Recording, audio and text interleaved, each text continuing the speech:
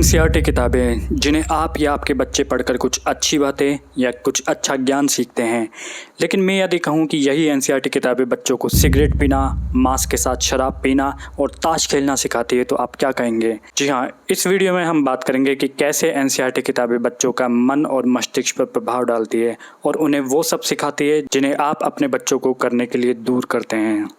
सबसे पहले हम बात करेंगे क्लास 8 की इंग्लिश की एनसीईआरटी बुक जिसका नाम है हनी ड्यू और जिसका पहला ही चैप्टर है the best Christmas present in the world.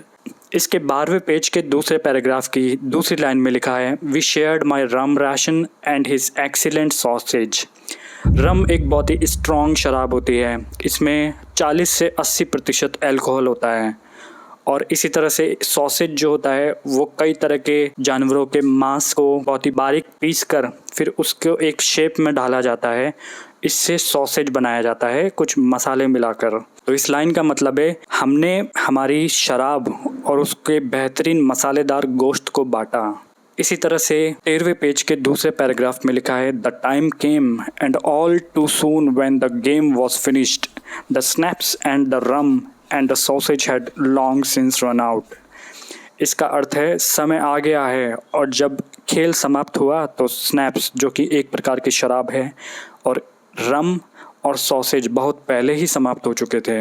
इसी तरह से कई जगह पे आपको इस बुक के अंदर शराब और मांस के बारे में पढ़ने को मिल सकता है। इसी प्रकार यदि हम देखते हैं 11वीं क्लास की जो इंग्लिश की बुक है जिसका नाम है स्नैपशॉट्स, उसका चैप्टर है मदर्स डे। इसके 21वें पेज पर लिखा है, Miss Pearson smokes away lightning the another cigarette and begin laying out the card for patients on the table. इस लाइन का मतलब है मिस पियर्सन धूम्रपान करती है, दूसरी सिगरेट जलाती है और धैर्य के साथ टेबल पर ताश के पत्ते बिछाती है। इसी पेज के नीचे अगर हम देखते हैं तो डोरिस और मिस पियर्सन की बातचीत हो रही है।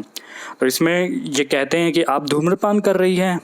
फिर मिस पियर्सन कहती है, सही कहा तुमने, धूम्रपान के खिलाफ कोई कानून नहीं है वहाँ पर।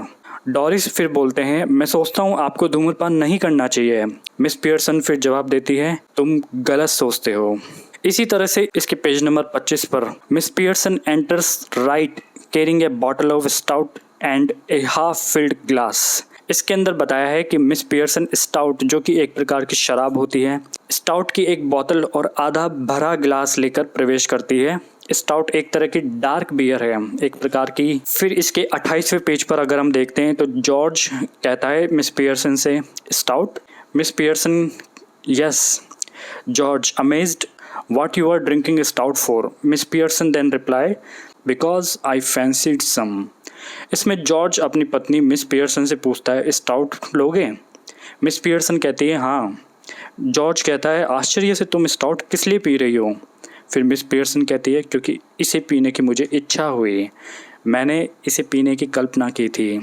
तो आप देख सकते हैं कि ये जो एनसीईआरटी बुक्स के अंदर जो इंग्लिश की बुक्स है इसमें शराब पीना, मांस खाना और शराब के साथ ताश खेलना तक सिखाया जाता है। और जब टीचर्स से बच्चे पूछते हैं कि मैम ये स्टाउट्स, ये स्नैप्स, ये सब क्या होता है, तो टीचर उन बच्चों का कोई आंसर नहीं दे पाते हैं।